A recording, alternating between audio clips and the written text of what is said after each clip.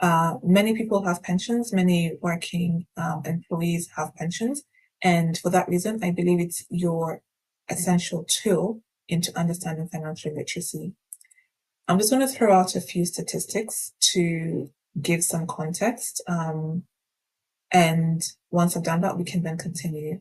So when it comes to retirement age, there's 4 different areas where people tend to get their retirement income from, right? And 3 of those are pensions, okay?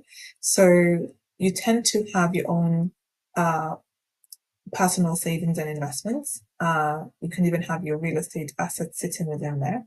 That's the first section. You've got your workplace pension, you've got your state pension, and then you've also got your private self-invested pension. So that just goes to show that with pensions occupying, 3 quadrants of that sort of square, it's a very important area to focus on, to truly understand before you can make your decisions as to whether or not you want to continue investing into your pension funds. Now, the global pension industry is actually quite large. It is valued at 62 trillion US dollars, roughly. And if you think about the S&P 500, the value of the S&P 500 is $57 trillion.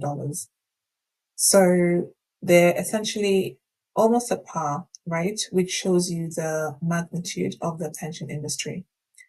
Now, with that said, not all pensions are created equal, and not everybody from a global perspective is investing into their pension. So actually 1/3 of the global population is investing into their pension. And the interesting thing about this is that although 1/3 are investing into a pension, we also have what we call pension poverty, meaning that even with those investing into a pension, the amounts that they're investing are not sufficient to retain their lifestyle during retirement. And now we've said there's 1/3 investing into pensions, which means 2/3 are not investing. Of the 1/3 that are investing, amounts being invested are not sufficient. And we've just said that the value of the pension industry from a global perspective is roughly $62 trillion.